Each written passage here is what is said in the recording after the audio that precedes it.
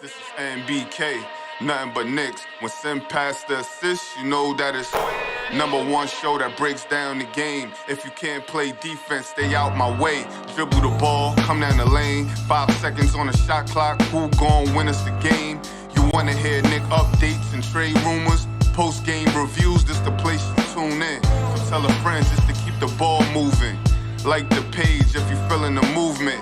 Every game we coming to win. Give us a sub like a player that came off the bench. This is NBK, nothing but Knicks.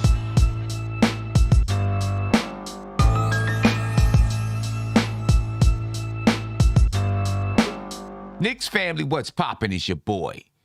Good evening, ladies and gentlemen. Good evening, good evening, good evening. Thank you for being here with me. But what else is new, folks? The New York Knicks, once again. I don't want to say that they lost the game down the stretch, but they didn't perform well down the stretch. They lost the game, probably at the top of the fourth quarter when the bench guys came in and just couldn't play well against the Miami Heat tonight, the bench players. The starting unit probably wouldn't have played well if it wasn't for R.J. Barrett. The Knicks, ladies and gentlemen, lose 115-100 to the Miami Heat. They started off the game hot. They jumped out on fire. And you know what? I thought the Knicks would play well in this game. I actually thought the Knicks were going to win this game. I'm not going to lie to you. I did. Thought they would win this game. They started off the game hot. But, of course, the Miami Heat are the Miami Heat, and they climb back into the basketball game. But the Knicks continue to hold a 5-point lead throughout most of the first half until midway through the second quarter when the Miami Heat really started to turn up the defense, and the Knicks couldn't handle that pressure. I said before the game, the Knicks would need to take care of the basketball. And they did not, especially down the stretch of the game, turnover after turnover after turnover. But ladies and gentlemen, the Knicks went into the halftime down. I forgot how many points they were down, but they went into halftime down. Right? They kind of saved themselves at the end of the first half. R.J. Barrett actually saved them and kept them in the basketball game because Julius Randle, after hitting his first shot, couldn't buy a bucket. Nobody else could buy a bucket. Coming into the third quarter, R.J. Barrett continued to play hot basketball, scoring at will over whoever was in front of him on the fast break in the half court. R.J. Barrett was playing like a future star, ladies and gentlemen, tonight. And the Knicks stayed close. But at the top of the fourth quarter, bench in the game, the Miami Heat's bench unit, they were just tougher than the New York Knicks. What else can you say? They were just tougher than the New York Knicks, ladies and gentlemen. Just tougher than the New York Knicks. And they couldn't handle it. And then come down the stretch of the game, Julius Randle wasn't playing good basketball. He couldn't hit shots. R.J. Barrett continued to hit shots and continued to score in a multitude of ways. But nobody else was there to help R.J. Barrett out tonight.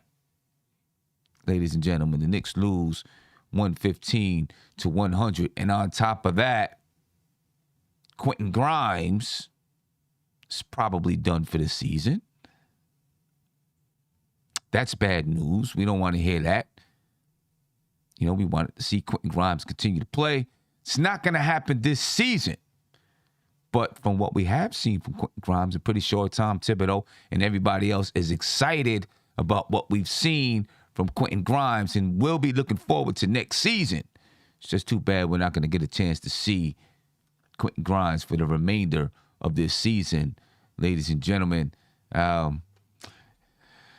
this is the story of the Knicks season. What else can I say? I got Uncle Fulio here with me. I'll get him on to say what's up to you. Just let me go ahead and go through the box score, Uncle Fulio. Then, we'll let you get yours in. R.J. Barrett led the charge with 46 points, 9 rebounds, 2 assists. He shot 59% from the field and 54% from the three-point line. R.J. Barrett was cooking today, ladies and gentlemen. Fresh. He's fresh. Back from injury. He was fresh and he was cooking. Julius Randle, 11 points, 8 rebounds, 8 assists. Yeah, he played okay. A couple of bad turnovers down the stretch of the game, but he just couldn't buy a bucket. 2 baskets from Julius Randle today. 2 for 15 from the field, 0 for 4 from the three-point line. And you know what? I can guarantee you, in the post-game press conference, Julius Randle is going to say, every year, my first game after the All-Star break, I play bad. Count on it if he does a post-game interview. Mitchell Robinson, he didn't meet the over and under. The over and under was for him to get 12 and a half rebounds. He had 9 rebounds tonight, 0 points for Mitchell Robinson. Alec Burks, 12 points, 8 rebounds. Evan Fournier, 13 points, 3 rebounds. Jericho Sims played 17 minutes tonight, no points, 4 rebounds. Manuel Quickly, 7 points, 2 assists, 2 rebounds. Obi Toppin, 3 points. Cam Reddish, he had 8 points tonight, 1 assist, 1 steal. Quentin Grimes got a chance to play about 14 seconds or something like that before he got, had to leave. Miles McBride, he played 2 minutes and 8 seconds, had 1 assist during that time. But here you go. There it is, ladies and gentlemen. That's the box score for the New York Knicks and for the Miami Heat. They were led by Tyler Hero. What else is new? That kid is balling out there, ladies and gentlemen. Tyler Hero, 25 points, 7 rebounds, 2 assists. Kyle Lowry, 19 points, 9 rebounds, 4 assists. Bam Adebayo, 16 points, 16 rebounds, 4 assists. Guy's just a baller. And Jimmy Butler. I didn't think he was going to get over 21 and a half points. He did, 23 points, 2 assists, 2 rebounds. And it's not like I thought he was going to get shut down. I just thought he was going to play more of an all-around game tonight. Still led his team to a victory, 23 points for Jimmy Butler. As far as the bench, besides Tyler Hero, who had 25 points, Gabe Vincent, 7 points. Yurtseven had 6 points. Caleb Martin, 8 points for the Miami Heat, who walk away victorious Madison Square Garden. Uncle Fulio, what's popping with you, man? How you feeling? Sam, what's going on? Pretty good. I don't want to say tough loss because, I didn't expect the Knicks to beat Miami today. I think Miami's just on a different level. Just like I predicted at the beginning of the season, Miami's just a different team. Eric Spoelstra is a phenomenal coach. I think he's going to be a Hall of Fame coach. You see what they've been doing to the Knicks, the pressing, the full court pressing, the traps, the zone defense. He just knows when to employ the defense to slow the Knicks down. And that's pretty much what happened. And the Knicks were winning that run to start the game, but they couldn't do anything else really after that. RJ Barrett, people, often compare what he was doing the last season to this season. You can look at this season and say that the numbers are down. But to me, I still see some development there. And the development doesn't come in the stat sheet. I see it mentally, how he approaches the game now, the aggressiveness, taking over. He shot the ball. I think he had 22 shots tonight. He scored 46 points on 22 shots. That's crazy efficiency. If he, made some of his free throws, he would have had 50 points tonight on really high efficiency, right? So, development is not linear. Like I always mention, it's not about the stats that you put up, but it's how you also approach the game. And RJ Barrett's definitely developed. And tonight, quite frankly, the Knicks needed a point guard. We don't have a point guard. I think we turned the ball over 18 times tonight. Half of those came in the fourth quarter. That just shows that we don't have a point guard on the team. Without Kemba, without Rose, and having Allen Burks play out of position, the Knicks are just set up for failure at this point. So I'm not really concerned about this. I'm just concerned or happy for the development of RJ Barrett per se. Yeah, I love the way RJ Barrett is coming along, and the way he's coming along mentally is definitely a big story, right? Yes. And the team is Julius Randle. Everybody is recognizing, hey, this guy is really balling, and especially tonight he had it hot. And I was waiting to see. You hear all the time when RJ Barrett has it going, people say, oh, they iced him out. They iced him out. You know what I'm saying? I'm waiting to see, well, you know what? Let's really pay attention to this, because I never thought that, he's really iced out. Sometimes that's the way the game goes. And you know what? He continued to get the ball in his hands. Part of that is his mentality. Part of that's the team recognizing that he's, knocking down shots, and he's really getting it going, but he's slowly but surely becoming the guy on the team. It's like he's commanding that respect on the floor now. And I'm not saying being selfish. I'm not saying being a ball hog. Not that. It's two different things. Like, teams are starting, like the opposing teams are starting to double team him more. He's starting to get that respect, and I think everyone is noticing that. And that's the level that I wanted to see R.J. Barrett at. I know he has some talent. He can be able to score, go downhill. But this type of R.J., this mentality, this aggressive mentality, is what I thought he needed to do to take the next step. Now, for me, the next step after this, I think the consistency is there. He's still working on that, but he needs to be playing playoff basketball. I think that's the difference for the entire league to see him and for the entire nation to see him play playoff basketball. I think that part will take RJ's game to the next level. You'll start to see people say he's one of those young guys in the NBA, the next, generation, so to speak. But you know what? What can also get him recognized in that way? Even if the Knicks aren't in the playoffs and aren't in the play-in, but let's say down the stretch of this season, RJ continuously drops high 20, 30-point games to try to power the Knicks into the play-in. People are going to say, hey, look what he's doing. He's really trying to put the team on his back. You know what I'm saying? So this is a great situation for RJ Barrett if he can continue to play like this. You know what I mean? And try to put the team on his back and carry them and drag them if he can. You know what I mean? And even if they don't make it, you can look at it and say, wow, this guy really put the team on his back and tried to pull him in there. You know what I mean? Devin Booker. So, that's something to watch for. We're at this point in the season where we got to look for these little type of things, to watch for growth, to watch for development, to understand where the team needs to go. You know what I'm saying? Going forward. But, proud of RJ, man. I wanted that man to get 60 points today. Make those free throws, RJ. Obviously it was going to be tough because you knew Miami wasn't going to just let it happen. You know what I mean? They started throwing that double team, that high trap at him. But even then, he did a great job passing out of that high trap. Right. And when you pass out of a high trap, somebody's going to be open. Guys got to convert. You know what I'm saying? Julius Randle had a clear layup to the basket, and he got there perfectly. Got to finish the layup. Guys got to convert, when you got someone trapping that, especially that high, because they were trapping all the way out by the corner. So that means those two players, or at least one of those players, they got a long way to go to get back into the play. You know what I'm saying? You got to be able to capitalize on those things. I thought that the Knicks would have had a chance to win this game, just because they are desperate. And knowing what faces them, I felt like they were desperate, and maybe they'd be able to, pull one out on a team. Both guys would be rusty coming in. Both teams would be rusty coming in, and maybe they'd be able to surprise Miami a little bit. And it felt like that from the beginning of the game, but Miami Heat, being the team that they are, came out, stayed poised, and came back and took a double-digit lead and won by double digits. You know what I mean? Their defense is just so good, and it's not that it's overly aggressive. The way that they're able to switch defenses keeps teams wondering. Similar to the way I like to try to play my defense. I like to try to switch out of timeouts. I switch defenses out of timeouts. If I'm in one defense for 3-4 possessions, team calls a timeout to try to adjust to my defense, then I switch to another defense. You know what I mean?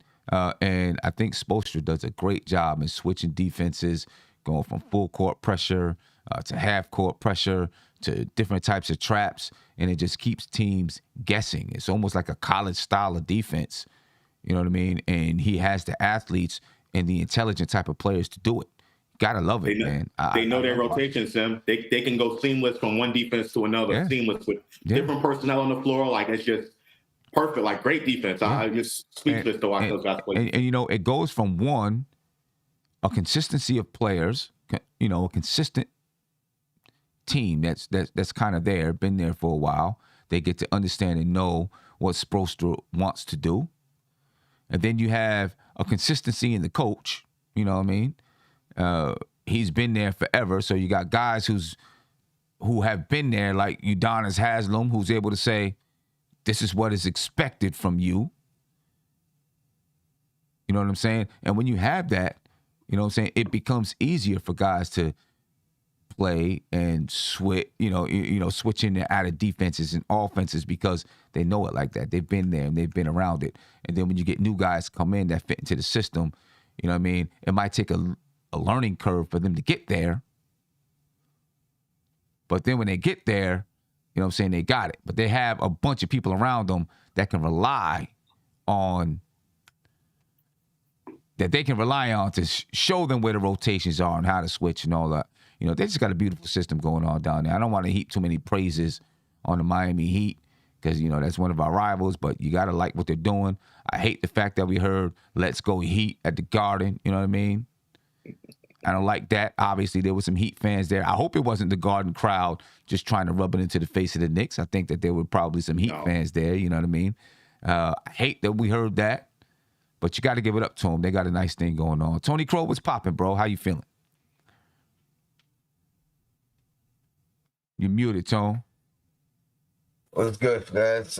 Sam, Josh, chat, no blackest time. Oh, man, that was a tough game. Tough game. Love what I saw from RJ. Got to hit them free throws. Like Josh said, man, easy 50 if he makes those free throws. I'll even go out on a limb and say I think we would have won the game had he made his free throws. And the story of the season has been the same thing. Free throws and turnovers, especially down the stretch. Like, it's killed us all season long. Yeah. And it's like bittersweet because I still think we have a good team. We need a point guard, obviously, but I mean the rest of the rotation, the rest of the guys, if everybody's playing in the right role and not pretty much playing out of their position, I think we got a nice roster here and health, obviously, but encouraging to see RJ perform the way he did today, especially first game back, and especially based off how he's been playing for the past 2 months. It's like he didn't miss a step. He actually gained a step. It looked like, and then towards the end of the game, he definitely looked a little hobbled. So hopefully, you know, it's not anything long term. I miss what happened to Grimes, so if y'all can fill me in on that. But I will say, you know, hope he has a speedy recovery, and you know, to be positive overall. I mean, we're gonna see Cam. We're gonna see Cam now, and he has an opportunity. He's gonna need to show and prove. Yeah, right now. Yeah, there's no doubt about that. We're gonna get a chance to see Cam. You know, according to the Knicks PR, public relations, Quentin Grimes has a subluxation. I don't know. How do you say? I was waiting for you to say it. Dislocated kneecap. Dislocated kneecap. Let's just put it like that. Let's put it like that. A dislocated kneecap. And you know, so he'll probably be out for the remainder of the season. You know, I should have looked up that word and the correct pronunciation before I came on. I thought I had it, but then when I went to say it live, bam, there it goes. You know what I'm saying? It just left me. Whatever it is. It's all good. You're not a doctor, so not a doctor. You know what I mean? Not a doctor, but hey, I do want to say congratulations to Clyde getting in the Hall of Fame for the no doubt. as a broadcaster. That's dope, broadcaster and player. I don't know if that's been done before, but you know, yeah, another milestone for us Knicks fans. Yeah, so salute to him. The New York Knicks, ladies and gentlemen, 18 turnovers tonight. I want to talk some more about Quentin Grimes, but 18 turnovers tonight for the New York Knicks. The Miami Heat scored 24 points off of those 18 turnovers. That'll get you every single time. 24 points off of those 18 turnovers that the New York Knicks had. You know, you got to be able to take care of the basketball. Looking at the rest of the stats, and that was one of my keys to the game, take care of the basketball. Because, you know, this is a team that they get their hands on a lot of basketballs with the way that they play. A lot of deflections. You know what I'm saying? Deflections, not only do they create turnovers, but they take you out of the rhythm of your game. You know, but tonight, those deflections led to turnovers. And then, of course, they're really, really good at playing the passing lane. So and they're good at being physical. You know what I mean? But anyway, 18 turnovers for the New York Knicks tonight, 8 for the Miami Heat. The Knicks, about 55 rebounds on the night. I'm not sure if that's exactly correct because you know how NBA.com does sometimes, but, it looks like they won the rebounding battle, although they lost the game. 19 assists for the Knicks, 22 for the Miami Heat, 13 steals for the Miami Heat. Again, deflections, getting in the passing lanes. 13 steals, only 4 for the Knicks. 5 blocks for the Miami Heat, 1 for the New York Knicks. Again, 18 turnovers for the Knicks.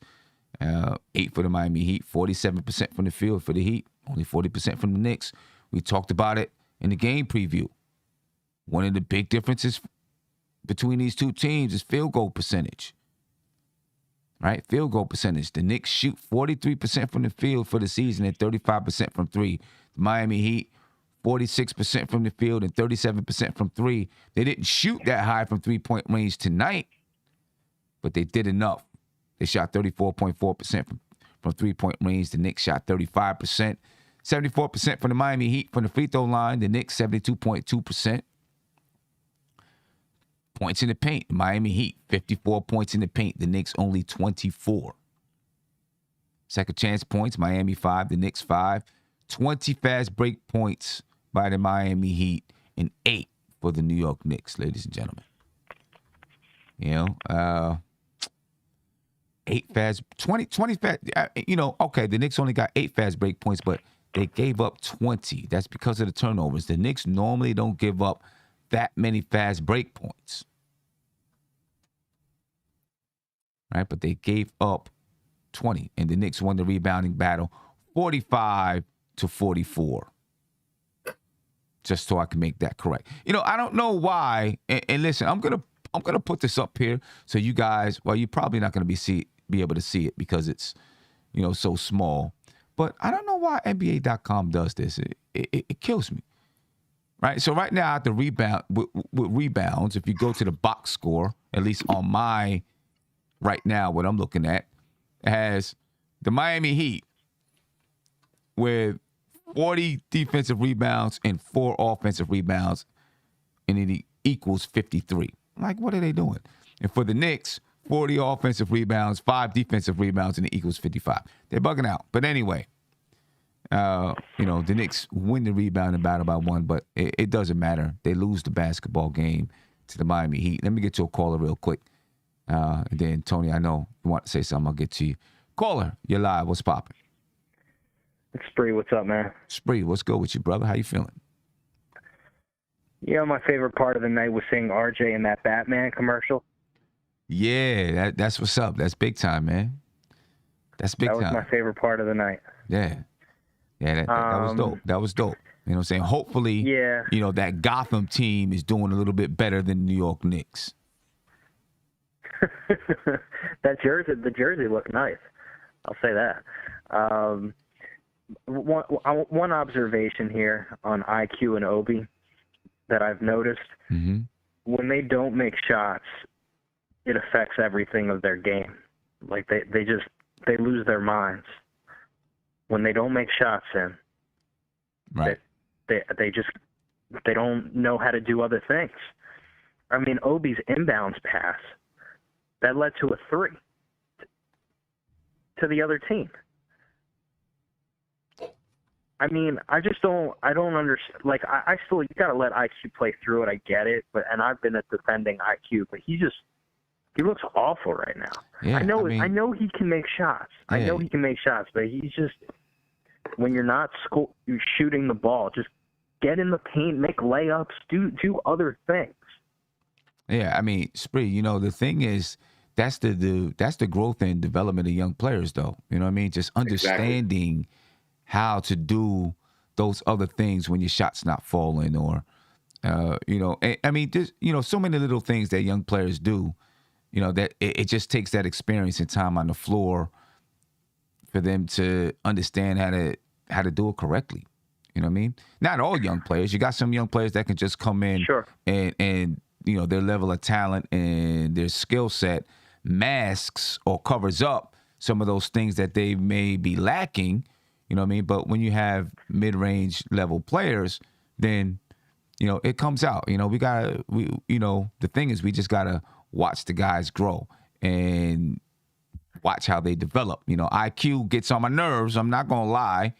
You know what I'm saying? But it's part of his game, and the Knicks got to figure out how do they play with what he does and what he brings to the table.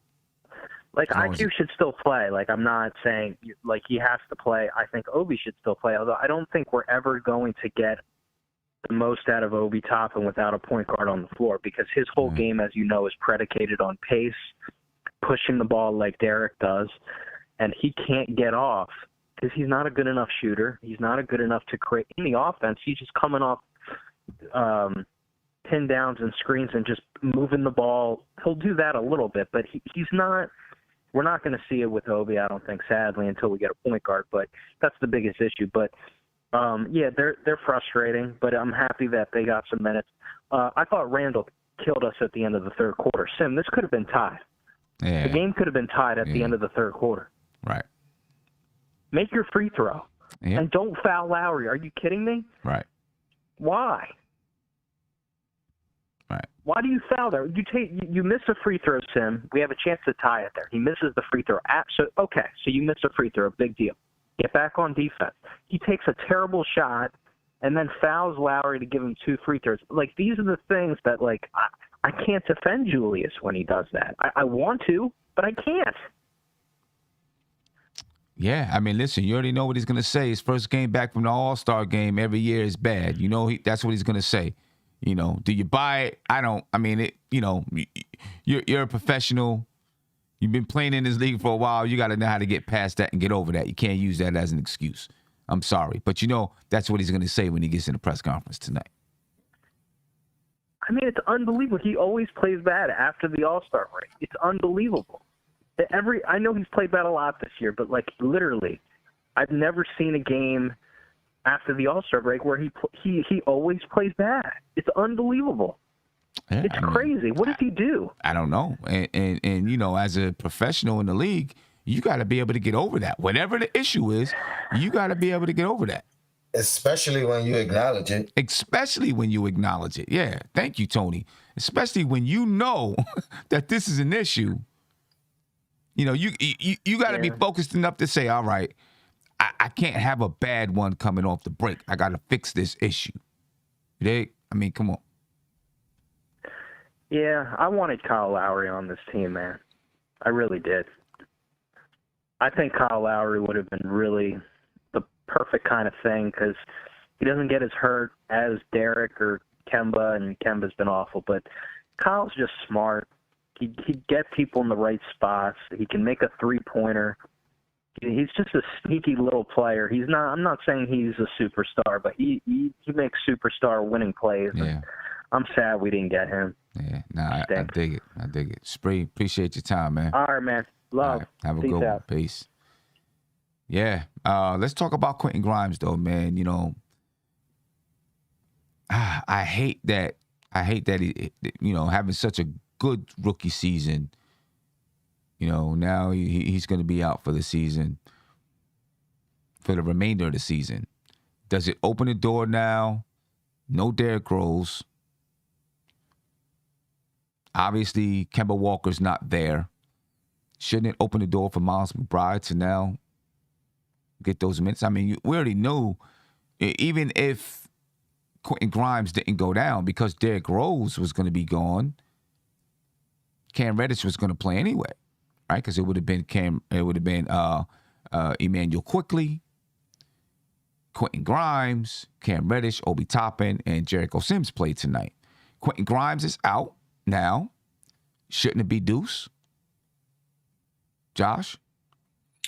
So I think first and foremost, I think Cam Reddish, his minutes will increase because of this injury, unfortunately. Unfortunate injury to Quentin Grimes. I definitely don't agree with you. I definitely don't want to see that. But I think Cam Reddish's minutes will increase, and I think you'll see Deuce coming in for spot minutes. I don't think it'll be anything consistent to close out the season. And I know fans want to see Deuce play. I want to see Deuce play as well. To me, we don't have a point guard. I think Deuce, it's a perfect time for us to play Deuce McBride. But I just don't think Tibbs is going to give him consistent minutes off the bench. like anything like meaningful. I think it'll be spot minutes just like you'll see tonight. Yeah, I mean, 2 minutes in the first half, to end the half, and I'm not even sure what his thinking was. If it was just to get him in the game or what. Hopefully, and maybe it just wasn't in his plans tonight, so he didn't put him in. But hopefully, Sunday against the Philadelphia 76ers, they get a day to do some walkthroughs, shoot arounds, or whatever it is, and they're able to get him into the plans. But Tony, what do you think, man? As far as Deuce, Deuce. Do you think now, you're looking at Emmanuel Quickly, Deuce, Cam Reddish, Obi Toppin, Jericho Sims, I'm assuming, since he played tonight? Yeah, I don't know how much minutes Deuce is going to get, but I think he'll get, like, what do you got tonight? Like 3 minutes? Got like 2 minutes tonight. Yeah, I think it's gonna be a slow increase for him. I think Cam is gonna get the majority of the looks at this point, until again mathematically eliminated, whatever point that is. Then I think you might see all the young guys get increased minutes, including Obi. You know what I mean? Just to give them some more minutes in the game, see what they can do. At that point, what's to lose? So is he just going to bring in RJ to play with that unit then? Because you're still talking about, because you talk about Emmanuel Quickly, Cam Reddish, Obi Toppin, and let's assume he sticks with Jericho Sims. That's 4. While he's still trying to win games, yeah. I mean, tonight I think Fournier was on the floor with the second unit, for a little bit, and then he brought in RJ. What I mean? So I think at some point I think at all points he's gonna have one of RJ, Randle, Fournier, with that unit, and then don't discount Burks because that's where he's been playing too. Right. So again, I mean, I don't know. I think if Tibbs saw something, we'd see Deuce. You know what I mean? Yeah, I think I agree. I think something he's not seeing something from him. I agree. Obviously, I don't know what it is. What I wanted to say earlier though was what I've noticed today, and I think we're probably going to see this going forward. For at least a couple of games, is a lack of chemistry with some of these mismatched units that we've never seen before. Now, maybe Tibbs played them together in practice or whatever, but the timing was a little bit off. Mm-hmm. Like the pass Randle gave to Sims, it was a good pass. I think actually Sims mistimed the jump. You know what I mean? But it ends up being Randle's turnover. So I think we're going to see like little things like that as these lineups get, mixed around, because they're not familiar with playing with each other in real games. I'll say that. Yeah, and I think that pass, I feel like he kind of got boxed out while the ball was in the air. You know what I mean? So, he wasn't able to jump over him and get it. Yeah, I mean, I guess I agree. He probably will go with R.J. Barrett in that spot in lieu of Miles McBride. I would like to see, at this point, would like to see a little bit more of Miles McBride, but, we'll see what happens. What do you think about Jericho Sims' time out there on the floor? He opted to go with Jericho Sims over Taj Gibson tonight. Nerlens Noel was questionable. He was on the bench. He was dressed, but he didn't play. What you think about Jericho Sims in his performance tonight? He played 15 minutes or so? Grabbed a couple of rebounds. It wasn't standoutish, but I think the more he plays, I think the more he's just going to be a solid guy. You know what I mean? Like, he's going to make rookie mistakes right now, but I think he has the build. I think he has the potential to just be like nothing outstanding, but a real solid guy. And I think his defense is pretty underrated at this point. Like, he's strong enough to not get back down. So if he could just tweak those little mental lapses and because he'll do good for 5-6 seconds, and then that last second get caught up in a bad move or miscue. So once he learns the players and learns just a tad bit more on the defensive end, I think he's gonna be solid. Yeah, a great backup. You know what I mean? Like, yeah. What do you think, Josh? Yeah, Tony, I agree. I mean, I've always been a Sims fan. As you know, Sims is my guy. I thought the Knicks were going to draft him. But to me, I mean, I know he doesn't have some of those fundamentals that Taj Gibson has, and that probably Nerlens Noel doesn't have. But even at his age, he still has it there. You can see some flashes and some glimpses of, okay, what do I do in this situation? Who do I go rotate to? And I've seen that a lot from Sims. And he still has a long way to go. I think, with more time on the floor towards the end of the season, I think, we're going to see more of that. I think some of that stuff is already in there. He already has it. We just have to be able to see it as fans.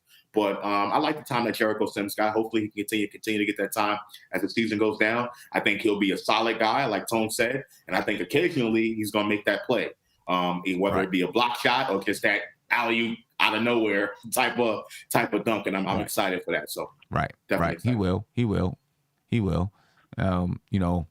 And with the way things, what I'm saying, you're seeing some things that Mitch is saying and stuff like that.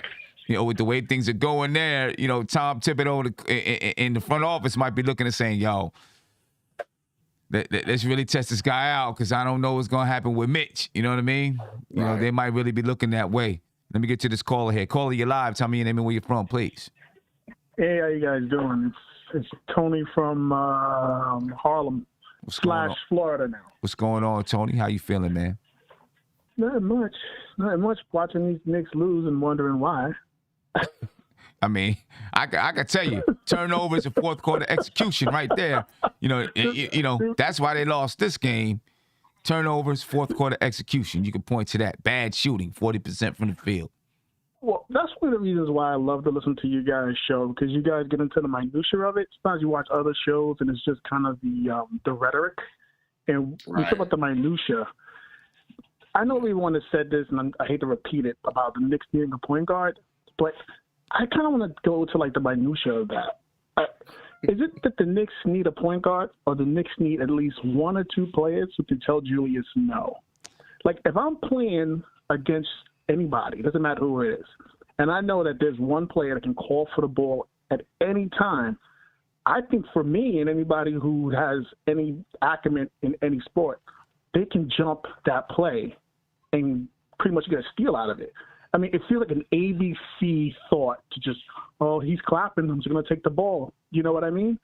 If IQ says no, if any player during that game, two players just look at Julius and say, no, you can't have the ball right now, maybe we get closer to a win. Maybe we even win this game. I mean, that's part of it. There's a part of it that's, I'm going to tell Julius Randle no. But there's also a part of it that if Julius Randle's not getting everybody else involved, who else is? Listen, right? I actually totally agree. I'm not one of the proponents that say, Julius shouldn't get the ball, or Julius shouldn't bring the ball up. But what I'm saying there is, so it's not just not giving Julius Randle the ball. It's if you're not going to give Julius Randle the ball, you got to have a point guard that can get people involved and put them in the right place. You know what I'm saying? Because right now, that's how... I don't disagree. Right, so that's how Tom Thibodeau uses Julius Randle, right, as a scorer and someone who can set people up, a point forward, right? So you got to have someone else out there that can do that. And then if you have a night, RJ Barrett has shown some flashes of being able to do it. But if you have a night like tonight when RJ Barrett is hot, he's going to shoot the ball. You know what I'm saying? So now, he's going to shoot the ball first. So now for everybody else, you got to have someone who can really set them up. And I think it also goes into not just taking the ball from Julius Randle, but making sure that everyone is settled in the right spots and the ball is getting to the right place at the right time. And I'm still not sure that we have the guys on this team, especially right now with no Derrick Rose, no Kemba Walker out there, that we have the guys on this team that can make that basketball IQ decision. Yeah. You know what I'm saying? That includes Julius Randle. I don't think we have that guy, and that's what that point guard, that's the guy that we need that can make that basketball IQ decision of who gets it, when, no. where, and why, you know? And say no. And there say was no, yeah. one other thing I just wanted to push back because I watched all you guys' show and heard you guys say it in an earlier show, and you mentioned it in this show about how Tibbs and most coaches, you know, will watch. I coach down here in Florida. I coach a football team, and how we see him in practice. Tibbs sees him in practice, so he kind of knows what Deuce is doing, and you know, earning minutes. You have brought up that about earning minutes, and I just wanted to push back a little bit on that. Mm-hmm. I don't know when. I know you've been coaching for years, but have you ever been in the assistant coach's position before you were coaching as head coach? I have, yeah. Okay, so you're gonna get. So I'm in that transition. I was an assistant coach for the last 3 years, and I came to Florida and got a head coach position at a Catholic school. And the one thing I would notice is that obviously when you're an assistant coach, you're watching the practices. You see the guys and the kids that are working hard, and you can see that they are actually outclassing some of the starters. And it doesn't matter how much you say or show this player off to the head coach. If they have been rolling with these guys for a certain amount of years, they stick. It doesn't really matter what you say. It doesn't matter how they perform in the game. And I think you can only see that from the outside in.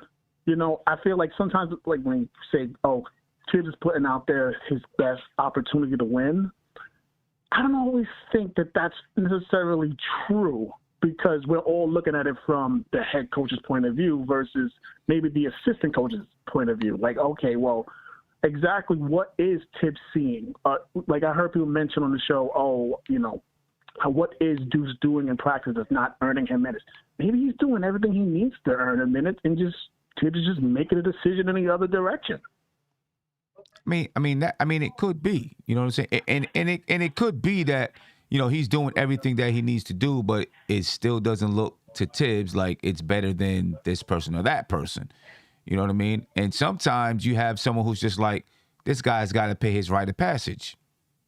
And this is the last thing I'm going to say, and that is one of my smallest pet peeves. I haven't reached that place in the head coach's mindset where I think that way, but that's like, in a way, sunk cost. So basically, every new player is battling to beat past players' effort. So if all my past players have done 10,000 push-ups, my new players will never catch up, in my own eyes, to 10,000 push-ups. You kind of get what I'm saying? Yeah, but I think there's no way to ever catch up. But see, I think like a new player to a team or to a league, they have to outshine that person that's been there. Like really outshine them to say, this guy has to be on the floor. You know what I mean? And I think, I think they just have to like really outshine somebody where it's, the coach sees and like, he has to be out there. You know, if you have someone who's like, okay, he's going to do just as much as this guy, maybe on a night he's hot, but he's not going to consistently just be greater than this guy or better than this guy. Then the coach would be like, I'm going to go with what I trust. Because, as a coach, trust goes a long, long, long way. You know what I mean? Now, when you're a coach, you also got to sometimes take a chance. That's where I think Tom Thibodeau fails. He doesn't take chances. I think he's afraid to take a chance, you know what I mean? Because he relies on the people that he trusts. And I think he's afraid to take a chance to see, what's going to happen. You know what I mean? And I know as a coach, I've come to some times where I'm afraid to take a chance and I have to tell myself, you can always make a substitution if it's not going well. You know what I mean? So and then the game is over. Just a couple of days ago, I had a girl that wasn't playing from the beginning of the season at all. And she's only played 8 games in her basketball career. But she's a really, really, really, really, really, really good defender. She's really, really aggressive. And, she you needed her to eat foul, Sam. Sound like Deuce. She doesn't always know where to be on the floor. She gets lost, and she got lost on a couple of defensive rotations that did hurt, right? But overall, she played well. And I was just like, you know what? Let's just see what happens. I'll take her out the game if it goes bad. You know what I'm saying? So she got her first start ever in a playoff game. You know what I mean? We didn't end up winning the playoff game, but she got her first start. I would like to ask a question. You know, but I wonder, from last season, how many of those veteran coaches that were on the bench are there this season? Because it kind of felt like last season it was a team effort. Whenever you watched the post game or the pregame, there were tons of like veteran coaches talking to the guys, and now it just feels like tips. Well, I think right now, you know, I mean, they got the same coaches except for Mike Woodson, but you know, I think Mike Woodson, you know, I think that's a big loss. I think that's a really big loss with this team. But Tony, I appreciate your time. Thanks a lot. Thank you, man. Appreciate your call. Go ahead, Josh. Stem, I think to Tony's point, I know he's a head football coach now, but I think what a lot of fans don't understand is that dynamic of rookie or young player or, you know, new to the NBA and veteran, right? And Tony the caller, in his eyes, it'll be freshman and senior. And I know at the amateur level, it's, you know, you're limited for the amount of time you can play. You can only play 4 years in high school, et cetera, et cetera. But there's a dynamic that exists there, and it's not just about what happens on the floor, it's about what happens in the locker room and that hierarchy about earning your spot. And with any organization, that's true. So the elder statesman will feel some type of way if the new guy on the block just comes in and takes over. Now, if the new guy on the block is like you said, outshining that person, I think there'll be some sort of respect there at the end of the day. But, you know, fans have to understand that dynamic. And I get it, the Knicks are not winning right now, but Deuce McBride's time will come. His time will come. Just because it's not happening right now, it will come. You know, everyone has to have that rite of passage. I mean, you know, it's just, for me, though, right now, when you look at Derrick Rose not being there, Kemba not being there, now Quentin Grimes not being there, I feel like, you know, this is the perfect time and opportunity for him to be out there on the floor. You know what I'm saying? Because, you know, what did I say? Hey, you want the young guys to play? Take pieces off the board. Well, pieces are off the board. I didn't want it to be Quentin Grimes coming off the board, but pieces are now off the board. You know, get him out there. Let him play a little bit. You know, see what he does. Maybe he can, you know, pull something out of his hat. You know what I mean? Caller, you're live. Tell me your name and where you're from, please. This is Jared from the DV. What's going on, man?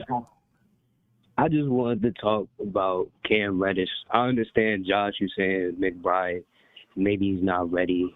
Jericho Sims is maybe not ready.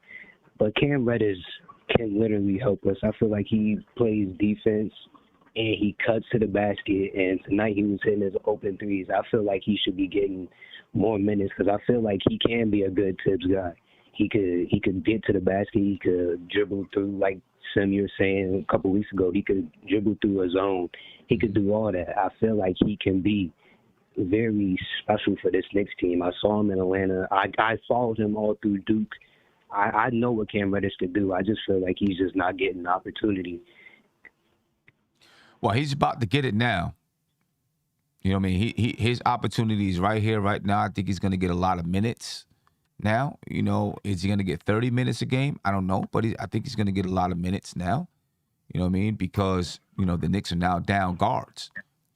So he's going to be able to get out there and show his versatility. And I agree with you. I think Cam Reddish has he has a skill set that the Knicks just don't have on his team.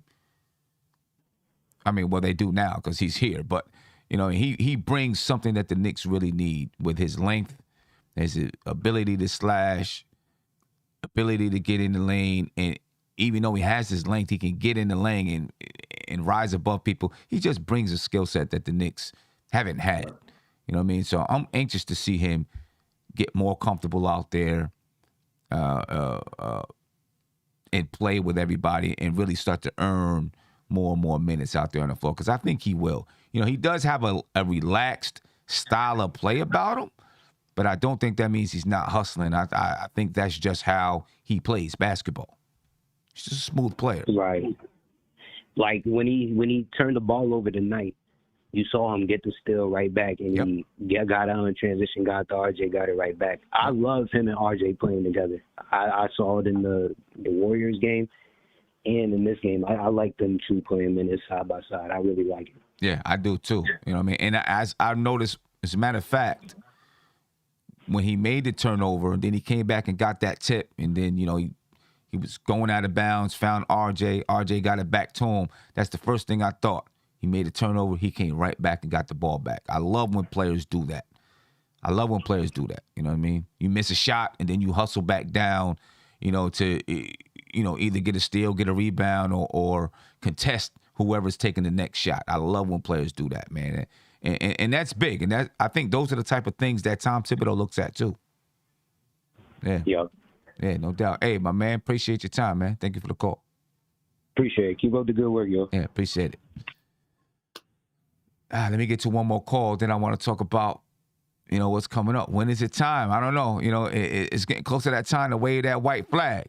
You know what I mean? For me, it was, these 4 games, it was the Knicks had to win 2. To me, if they went 0-4 or even 1-3, it was time. You know what I mean? 3 more games left to this 4-game stretch. We'll see what's going on. Call you live. Tell me your name and where you're from. My name is Kevin, calling from Connecticut. How you guys doing on the panel tonight? I'm good. We good. What's going on, Kev? I know y'all enjoyed that show by RJ. I just think now we should just run it through RJ, build around RJ. One thing I didn't like is the fact that I see Burks playing all these minutes. I see a lot of people saying take IQ and put McBride in for IQ and everything like that. But honestly, I'd rather see IQ out there trying to learn from his mistakes. He's not a point guard. I thought Tibbs would put Deuce in for Burks because Burks was getting killed the whole game. The whole game, he was getting killed the whole game. And I feel like that 2 minutes that he put Deuce in, he should have just kept him in so he could get the feel of the game, Mm-hmm. Nah, I agree. I think he should have stayed in longer than 2 minutes, and I thought he was going to come back in the second half, but, he decided against it. I mean, Alec Burks tonight, he had, 12 points. I mean, Alec Burks, he played a decent game tonight. He had 12 points, 8 rebounds, only 2 assists. You're not going to expect to get a bunch of assists from Alec Burks. He's 4 for 6 from my thing with it, though, sorry, I'm so sorry. My thing with it, though, is that, all right, so he had 12, right? Uh-huh. But if you watch the game, he was getting killed. Every player was going at him. Everyone was going at him. I don't know. I feel like Deuce could do a better job on defense. I have to look at it again and see, how much, he was attacked. But, I'm going to take your word for it. I'll take your word for it. And then also, my last point, Randle. Mm-hmm. Randle's with these turnovers. RJ was cooking. And then there was a play where Randle went down, missed the layup, and then he had a turnover instead of just going back to RJ. Right. And RJ was actually cooking and not freeze him out of the game. I didn't like that from Randle That at was all. like the end of the second. And did you guys saw that Randle yelled at Tibbs and told him to keep him in the game? I didn't see, but I heard Doris Burke say something about, keeping him in the game or whatever, when he... Mike Breen did too. He spoke about it. Yeah, when he started, he scored a bucket, then he went to the foul line or something like that. I didn't see it. I think I had my head down, but, I heard Doris Burke say something about it. I thought he thought he was coming out of the game, and Tibbs ended up going small ball with him and Obi. I think that's what it was. So he was coming out. Sims, Obi was coming in for Randle, but then Randle yelled at Tibbs and told him he didn't want to come out, so he took Sims out. So Obi came in for Sims. I mean, I'm gonna say this. That's not uncommon in the NBA. That happens a lot. That happens, all over the place. Where someone, they turn and be like, nah, keep me in. And it's up to the coach to say, no, I'm taking you out. RK just went down with the injury too. RK had just went down with the injury, so Randle felt like he had to carry the not injury, but RK was already out the game, and Randle felt like he needed to take over and help the team continue to get back. Yeah, he a little bit selfish, a little bit selfish, but I think sometimes that's needed. That's needed for the situation. But at the end of that second quarter, I do agree. He tried to go and get his a couple of times. He missed a shot, turned the ball over when he should have just, put the ball in RJ's hands. I agree with you 100% there. But Kevin, I appreciate your time, man. No problem. I appreciate you guys. Appreciate Blessings. it. I didn't see how, boisterous or it was or was not with Randle talking to Tom Thibodeau, and telling him to keep him in the game. I'll just say that's not an uncommon thing in the NBA. Sim, I was thinking about this. I know Thibodeau on one of his interviews, I think over the break, he mentioned all the young guys the Knicks have, and he included Randle in that grouping of players. Mm-hmm. I think what we're seeing from Randle, even though he had a good season last year, we called him a leader and everything like that. You can still see the youthfulness in that. The a little bit, I don't want to say immaturity, but you can tell he has a long way to go in his development. He still does have a long way to go in his development. And I think all the people that had an issue with Tibbs calling Randle one of the young guys, I think everything you're seeing from Randle is what young players do. Like, the still a learning curve as far as basketball IQ. The mistakes on the floor, the emotions that he tends to wear on his shoulder. A lot of young players do that. So I think in that regard, I think that's the way Tibbs was looking at Randle. And, it's unfortunate because Randle had that great season and everyone has these high expectations. But I think Tibbs is spot on. I think Randle still has a long way to go as well as the rest of these young players, you know what I'm saying, in their development and their learning curve. Yeah. For different things. Let's put it like this. Julius Randle should be in his prime starting next season, right? Normally around between 28 to 32, you're probably in your prime as a basketball player. And, your prime to me is when your mental abilities meet with your physical abilities, right? And so you're at the peak, So where does Julius Randle go mentally? I think that's the big thing with Julius Randle. Where does he go mentally? Is he going to get faster as a player? Maybe not. Probably not. Is he going to jump higher as a player? I doubt it. Everything with Julius Randle now is about the mental part of the game, and that's when you hit your prime. You know what I mean? You have the physical tools. Now the game is really slow to you. You really understand the game. You understand your role and other players' roles. Like you get it.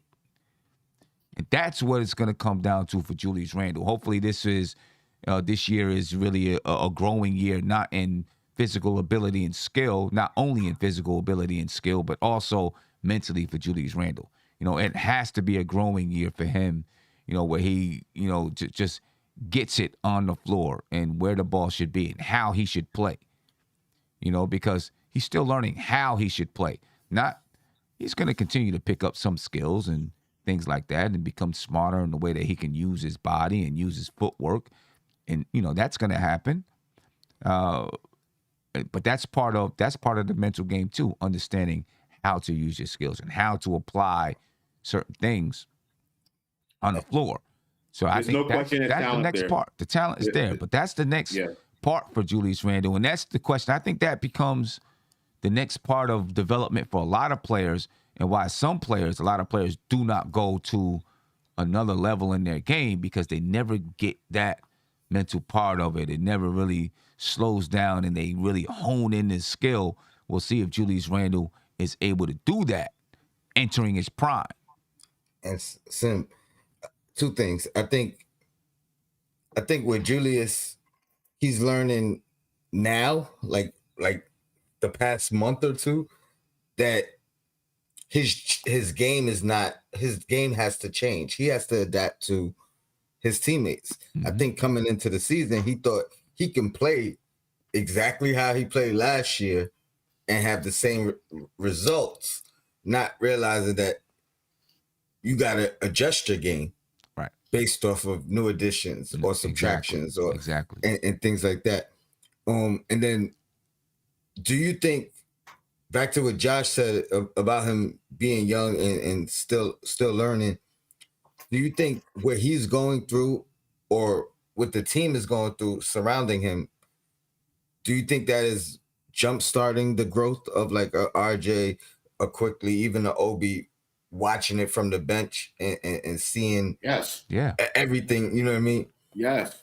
Yeah, they see it. And even when they're watching the way Julius Randle is handling it, and, he's not handling everything great, but they're learning from it. Yeah.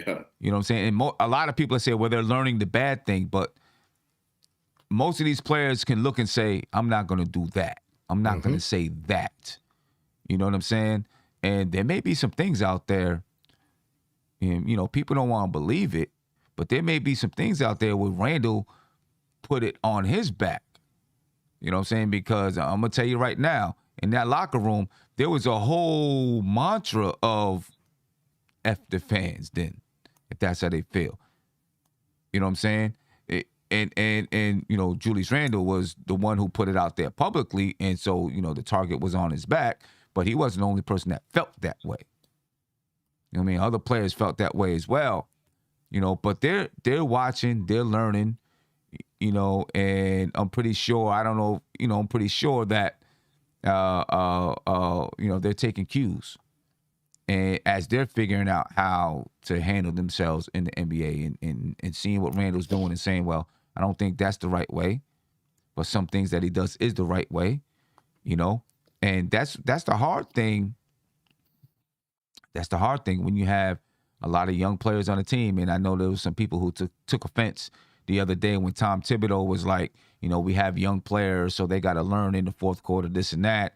They tried to say that he was blaming the young players, and I don't think he was trying to blame the young players. No. He was talking about the team as a whole is a young team, so they're learning.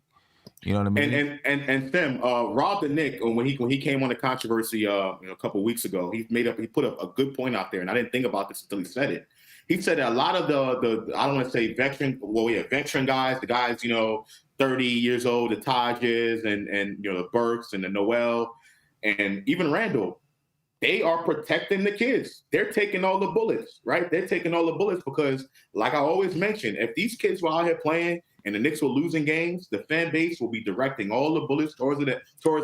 They trade everybody. They suck. They do this. They do that. So I think it's and a lot of veterans around the NBA don't want that, right? A lot of the stars in the NBA don't want that. You know, KD probably didn't want that smoke when he came here, right? You know, you can't win. The team isn't winning. Blah blah blah. So I commend these veterans, and I think everything the Knicks are going through right now is for a reason. And, you know, people can say what they want about Tibbs and the rotations. This season is going to be a wash anyway. You know, development is still there. Development is still happening. You can develop through losing. You can develop through playing time or lack of playing time for what have you. So I think that process is still there.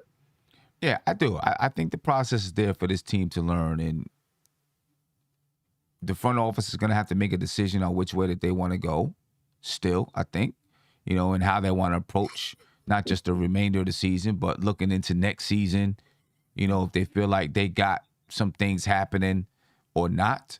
I think the way the season ends, when you look at how RJ plays, how does Julius Randle play, you know, Cam Reddish is going to play a big part in the decisions that they make during the draft and during the offseason. You know, there's some tough decisions for Leon Rose in the front office when you look at this roster and some things that they need to do. And, you know, how Julius Randle handles the remainder of the season is a big part of that. It's a big part of that. Can I highlight a comment? Yeah. I wanted to highlight 2 comments. This gentleman here, Giannis is literally 27 and he's 20 times better than Randle. Giannis is a freak of nature. He's 20 times better than majority of the league, and he's still getting better. So I think you can't compare Randle to Giannis. He's a freak of nature. He's literally called the Greek freak. You know, that's that's how much does Giannis get paid? $50 million a season. $50 million. If Julius Randle was Giannis Antetokounmpo, he'd be getting paid $50 million. He's not. He's not Giannis. And shout out to Gavin from Duval County. Duval. The real problem is Randle saying he didn't do any workouts over the All-Star break. He should have been in the gym. That's probably what he does every All-Star break, and that's probably why he comes in that first game back. It could be playing a bad game, but it could be. Not for nothing. It's called the All-Star break. Like, you know what I mean? If you at work and they like, hey, we got a whatever they want to call it break, and you got a week off, are you still gonna be doing work, or you going to take advantage of that week off and you know what I mean? So sleeping. Yeah, you know, getting look, rest. everybody has their own way of addressing their time off. You know what I'm saying? And for athletes, it's going to be different sometimes. You know what I mean? You know, if the athlete is like, yeah, you know, I need this week to chill with my family, put my phone down. I've been on the road, going here, going there, going here, going there. I haven't been able to just sit down and chill. Then that's their priority. He's got to deal with the consequences if he comes back and has a bad game. You know what I mean? But if that's the way that he decides to handle his break, that's the way he decides to handle his break. I'm not a professional athlete, so I can't say he should have been in the gym. He should not have been in the gym. I mean, But he still has to handle. He still has to deal with the consequences of not being in the gym if he wasn't in the gym. You know. Tim, just one last one because it plays right into what you just said. And it's stopping Tony. Giannis worked to get there. The fact of the matter is, we know Julius Randle's work ethic. We hear about it all the time. We heard about it for 2 seasons now. His work ethic, as far as workouts, finding a gym on the road, and things of that nature. So Giannis is just a different freak of nature athlete. Like he's physically gifted, and how tall is he? 6'11". Like, it's a different person. You can't compare the two and be like, oh, like Randle didn't work hard enough. That's why he's not as good as Giannis. Right. Like, a lot of people are not going to be as good as Giannis. Randle's problems are mental. It's more mental than anything. Like, Randle can ball. Randle has talent. There's no doubt in my mind he has talent. He was in the conversation. He won the most improved player last year. He got a couple of votes for MVP or what have you. So he has talent, but the issue is mental. It's not about what Julius Randle's not doing in the gym and all of that. Like, Julius Randle works. He has a big body, right? But everything with Julius Randle's mental, and that's a development part that he needs to work on. And for every player, that's different. Development is not the same for every player. It's not linear. Fans need to understand that. Yeah, and Giannis, believe it or not, is still growing as a player. He's not said and done. He's not a finished product.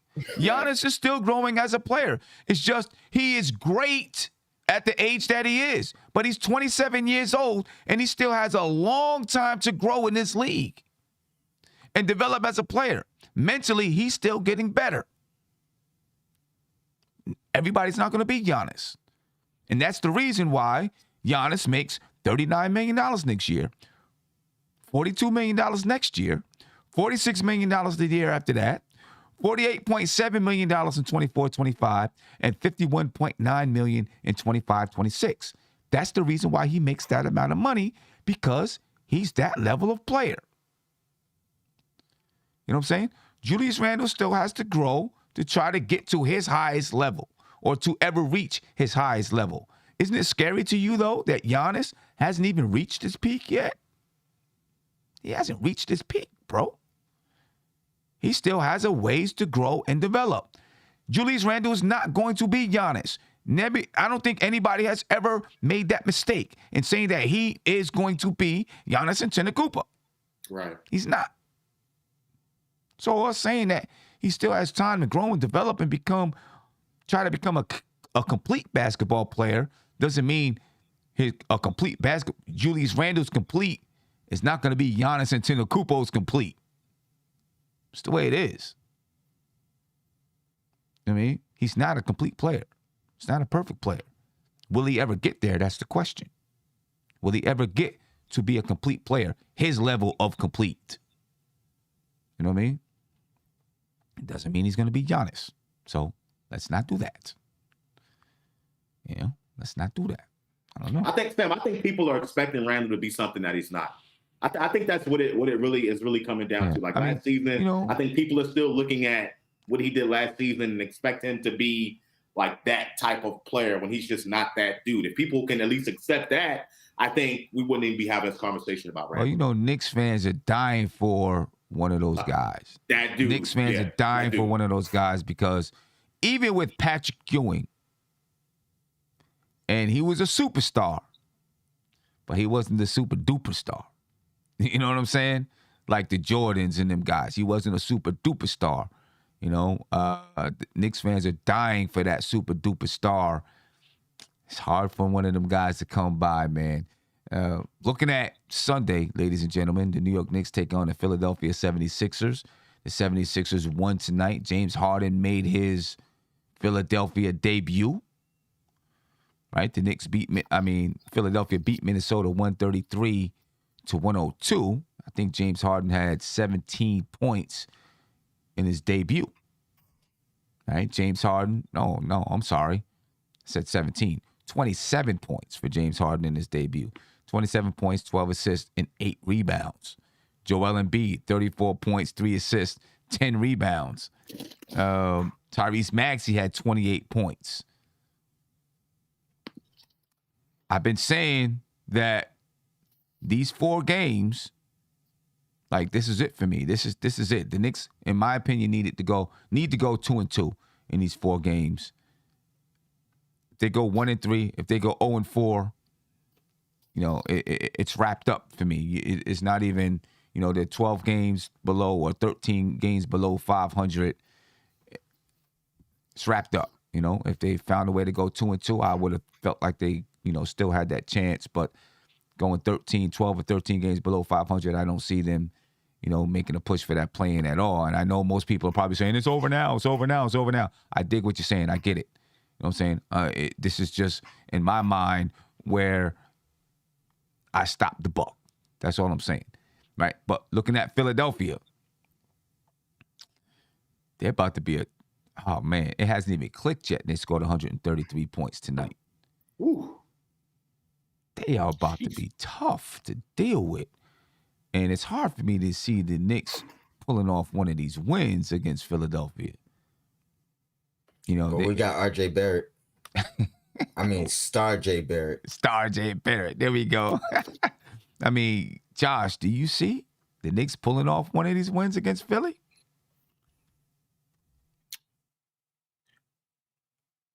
I'll say there's a chance. I'll say that. I know that sounds crazy, but I'll say that there's a chance. I think we need Mitchell Robinson to defend the way he did the first time we played Philadelphia. To me, that was, he didn't have the stats, like the blocks to show it, but I thought he did a phenomenal job guarding Joel Embiid in that first game. A great defensive ball game, stayed on his feet, didn't foul too much. If we can get that Mitchell Robinson back, I think we'll have a chance. And we got to be efficient. We got to knock down our shots. I think we have a chance. But yes, it will be tough. Absolutely. Philly, looking at them right now, they still have a chance to winning the East. They're 2.5 games behind Miami. They're 36-23. 2.5 games behind Miami. They still got a chance to win it. Tony, what's your thoughts, man? I don't think we win, but I would like to see a valid effort. RJ continue to play the way he, obviously not 46 points, but play the way he's been playing the past 2 months. Here's the thing, though. I think the Heat are a better team, all-around team, than Philly. Philly had 2 of the best players. You know what I mean? Both their players are better than anybody on the Heat. But as far as the way the team is constructed, the way they play together, I think the Heat are better. But I don't think we can beat them, man. I think we also need Noel back for that. I think we're gonna need help. Like Sims, it'd be a nice test for him, but he gonna get abused. It's gonna be tough, man. It's gonna be tough. And the Knicks lose these 2 against Philadelphia. Wrap it up. It's a Christmas gift. Wrap it up. You know what I mean? I just don't see it. Looking around the league, scores for tonight, ladies and gentlemen. Right now, the Los Angeles Clippers are leading the Los Angeles Lakers 61-56. About 6 minutes left in the third quarter. That's the second game that was on ESPN tonight. But the Toronto Raptors, they lost to the Charlotte Hornets 125-93. OKC, they beat the Indiana Pacers 129-125. The Orlando Magic, they beat the Rockets 119-111. The San Antonio Spurs and the Washington Wizards, they went into double overtime. The Spurs won that game 157-153. A lot of points scored in that game. The Pelicans, they beat the Suns 117-102. The Suns are playing without Chris Paul. Dallas Mavericks lost to the Utah Jazz 114-109. Tomorrow there's a slate of games tomorrow. The Boston Celtics take on the Pistons. They're in Detroit. The Raptors, they're in Atlanta. The Wizards, they're in Cleveland. San Antonio Spurs go to Miami. The Memphis Grizzlies, they'll be in Chicago. The Brooklyn Nets, they'll be in Milwaukee. The Sacramento Kings will be in Denver. And then on Sunday, the New York Knicks will be home to take on the Philadelphia 76ers at 1 p.m. So there you go, ladies and gentlemen. The slate of games coming up the next day or so. I don't know. If the Knicks lose, these next 3 games to Philadelphia, twice to Philadelphia and to the Phoenix Suns, Josh, what is it that you're looking for the remainder of the season? What do you want to see? Sam, I'll tell you what I don't want to see. I don't want to see a team tank. I don't want to see lack of effort on the floor. Right? Tanking should not be in this team's vocabulary. Period. And I think that is not something that you want in a team that wants to have some sort of culture. You got to have some sort of pride out there on the floor. So, I do want to see the young guys get a little bit more time. I still want the intent to fully be about winning basketball games. As long as we have the effort still there, I'm perfectly fine with that. But I think the big misconception is if the Knicks tank, they're more likely to, end up in the top 5. That's not true, right? You can get a blue chip prospect mid first round, late first round. You just have to draft the right guy. You look at all these all-stars that just came from this last all-star game. Most of those guys were not drafted in the top 5 or even the top 10. You had an undrafted player. You had second round guys. You had late first round guys. So all this stuff about tanking, trying to get the number 1 pick, the number 2 pick, to me, I'm not all for that. I'm all for just, still having your pick, but drafting the right guy. Yeah. All right. Tony, what are you looking for? Say the Knicks, they're done. What are you looking for the remainder of the season? At that point, yeah, let's see what Deuce has. Let's give Obi some more minutes. And I don't think it's tanking because, one, those young guys are always going to give effort, right? So you don't got to worry about that. And Tibbs, even if he's not playing his normal rotation or normal rotation minutes, I think he's always coaching to win. You know what I mean? Right. It's going to be a little bit difficult if he's going against his own mindset of who he thinks that gives you the best chance. But whoever's on the floor, he's going to have expectations from them, and they're going to have to do the things that he wants done to be on the floor. So I don't think it's ever tanking from, we talked about it the other day, from coaches, from players. That's a front office mentality. Right. It is never going to be tanking from the players and the coaches. You know what I mean? And there's a big difference between tanking and playing with young players, right? Tanking is literally, we got the lead in this game, so I'm going to take all my best players out to make sure we lose. That's tanking. Right. I'm not with that at all. Ever. Right. That's dumb. That's stupid to me. That's dumb. You know what I mean? Sim, sometimes they do that, and guess what? The young players got too much pride to lose. Yeah, right. You know what I mean? Right. Exactly. So, you know what I'm saying? But that's like crazy to me. You know what I mean? Like, even if you're playing with your young players and they're up, you're like, well, let me get the players in that was playing like trash, put them back in so we can lose. Like, that's crazy. That's tanking to me. Just playing with young guys isn't tanking. You know what I'm saying? You play with young guys and you're still trying to go out there and win the basketball game. So I fully expect that from the New York Knicks. Now, what I would be looking, though, is to see them really trying to how do I want to say it? Like really trying to figure out, continue to try to build chemistry, figure out how do we play for next season. Really looking at guys and trying to figure out, okay, how are we going to approach the draft and how are we going to approach the off season? You know what I'm saying? Because I don't want the Knicks to go into next season, feeling like I want the Knicks to go into next season looking like, hey, we want to try to make the playoffs.